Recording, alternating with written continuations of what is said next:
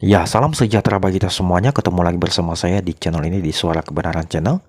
Apa kabar Bapak Ibu semuanya? Saya percaya bahwa kita semuanya dalam keadaan sehat-sehat saja dan tetap dalam pemeliharaan Tuhan kita Yesus Kristus. Haleluya. Amin. Bapak Ibu dan teman-teman sekalian, beberapa waktu yang lalu di sebuah forum, Ibu Megawati Soekarno Putri menyampaikan pidatonya kepada para kader-kadernya di PDI Perjuangan. Tetapi di dalam pidato itu Bapak Ibu ada satu hal yang menarik, yang mana Ibu Megawati mengutip salah satu kisah pengkhianatan Yudas kepada Tuhan kita Yesus Kristus. Kita tahu bersama bahwa di dalam Alkitab bagaimana Yudas melakukan pengkhianatan kepada Yesus dengan cara dia menjual Yesus kepada para imam-imam kepala. Bapak Ibu yang dikasihi oleh Tuhan, bukan hanya itu saja. Bahkan Ibu Megawati mengatakan dia sering sekali membaca Injil. Bahkan dia mengatakan bahwa bukan hanya orang Kristen saja yang percaya kepada Yesus, tetapi orang Muslim juga harus percaya kepada Injil ya, atau kepada Yesus. Nah, Bapak Ibu yang dikasihi oleh Tuhan, seperti apa cuplikan videonya? Langsung saja kita tonton video yang berikut ini. Nabi Yesus saja punya sahabat kan? Sahabat yang ditunjuk oleh beliau sendiri disebut sahabat. Tapi ada kan yang berkhianat, yang namanya Yudas Iskariot. Betul kan ya? Nah, jadi ngomong saya bukan provokator. Ini iya pembelajaran agama. Kok bisa? Saya kan baca Injil biar saya agama Islam. Karena apa? Di rukun iman kita agama Islam itu harus percaya pada kitab-kitabnya, kepada para nabi. Jadi bukan artinya hanya Al-Quran. Saya baca Injil kayak gini ya, tapi juga sejarahnya.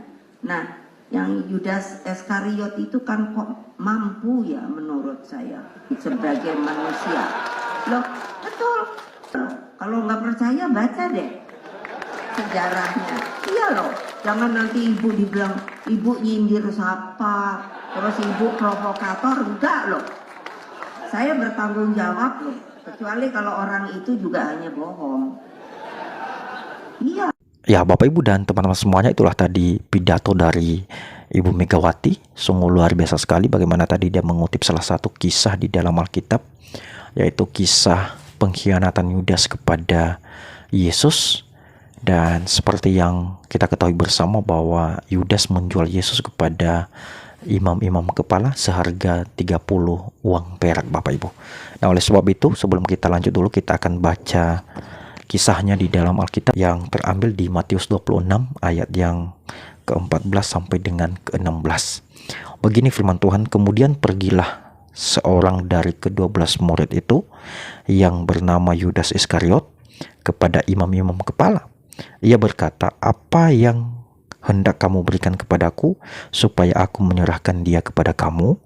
Mereka membayar 30 uang perak kepadanya. Dan mulai saat itu ia mencari kesempatan yang baik untuk menyerahkan Yesus. Itulah yang dilakukan oleh Yudas ya, ketika dia telah menjual Yesus, dia mencari kesempatan ya, dia mencari waktu yang baik untuk menjual Yesus kepada para imam kepala. Nah, Bapak Ibu yang dikasihi oleh Tuhan, tadi Ibu Megawati mengatakan bahwa Yudas dipilih oleh Tuhan Yesus Kristus untuk menjadi muridnya, untuk menjadi sahabatnya. Tetapi apa yang terjadi?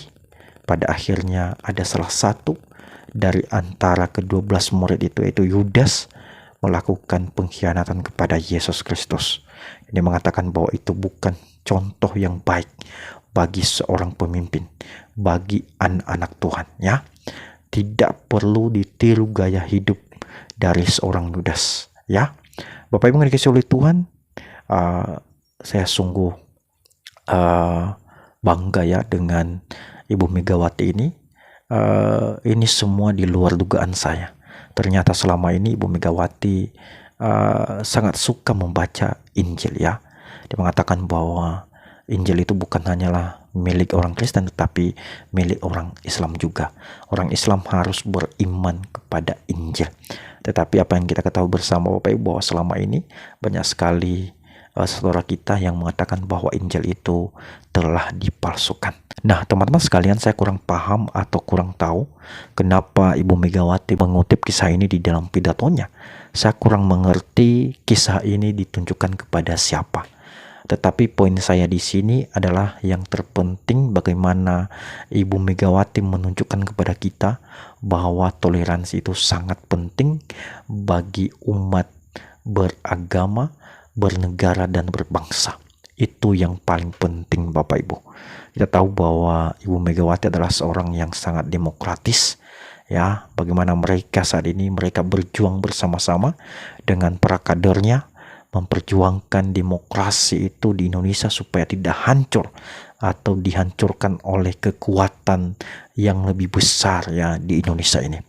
Ya, saya mendukung apa yang dilakukan oleh Ibu Megawati dan para kader-kadernya untuk menjaga demokrasi di Indonesia ini. Sungguh luar biasa sekali karena saya melihat bahwa partai PD ini adalah partai yang sudah teruji beberapa puluh tahun yang lalu.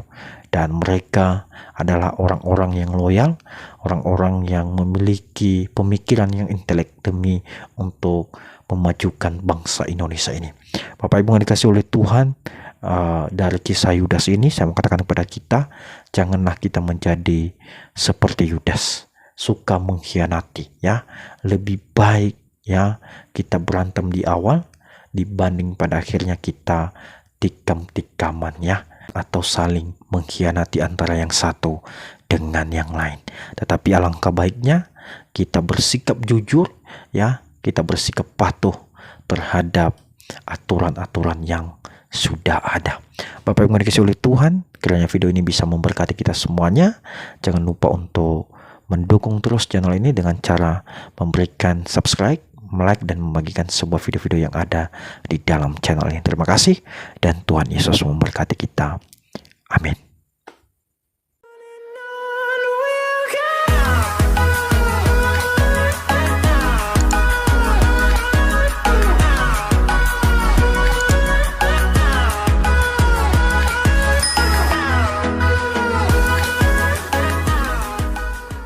Nabi Yesus saja punya sahabat kan? Sahabat yang ditunjuk oleh beliau sendiri disebut sahabat. Tapi ada kan yang berkhianat, yang namanya Yudas Iskariot. Betul apa enggak? Nah, jadi ngomong saya bukan provokator. Ini iya pembelajaran agama. Kok bisa? Saya kan baca Injil biar saya agama Islam. Karena apa? Di rukun iman kita agama Islam itu harus percaya pada kitab-kitabnya, kepada para nabi. Jadi bukan artinya hanya Al-Quran. Saya baca Injil kayak gini ya, tapi juga sejarahnya. Nah, yang Yudas Iskariot itu kan kok mampu ya menurut saya sebagai manusia. Loh, betul. Kalau nggak percaya baca deh sejarahnya. Iya loh, jangan nanti ibu dibilang ibu nyindir siapa, terus ibu provokator. Enggak loh, saya bertanggung jawab loh, kecuali kalau orang itu juga hanya bohong. Iya.